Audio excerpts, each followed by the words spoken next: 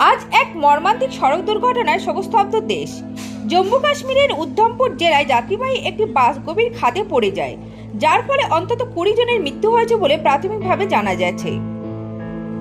এছাড়া বহু যাত্রী গুরুতরভাবে আহত হয়েছেন এবং তাদের নিকটবর্তী হাসপাতালে ভর্তি করা হয়েছে। প্রত্যক্ষদর্শীদের মতে বাসটি নিয়ন্ত্রণ হারিয়ে পাহাড়ি রাস্তা থেকে নিচে পড়ে যায়।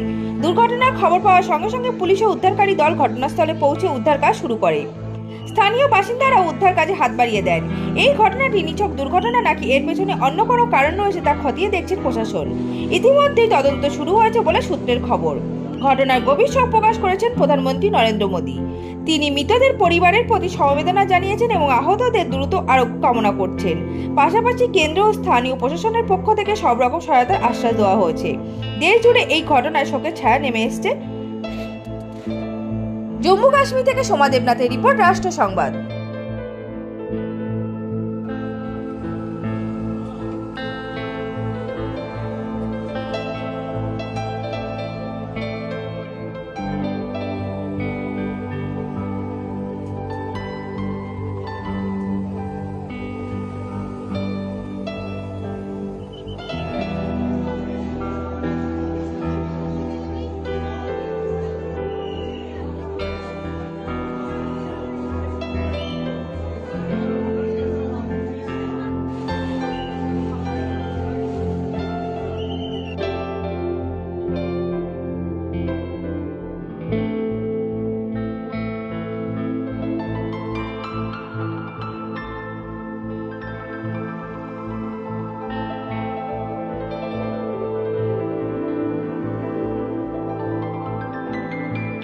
ये बस जो है रामनगर से उधमपुर जा रही थी और सुबह जिसको हम पीक आवर कहते हैं, इस वक्त जो है स्टूडेंट्स, एम्प्लॉइज़ वगैरह सभी जो हैं वो इस बस में थे।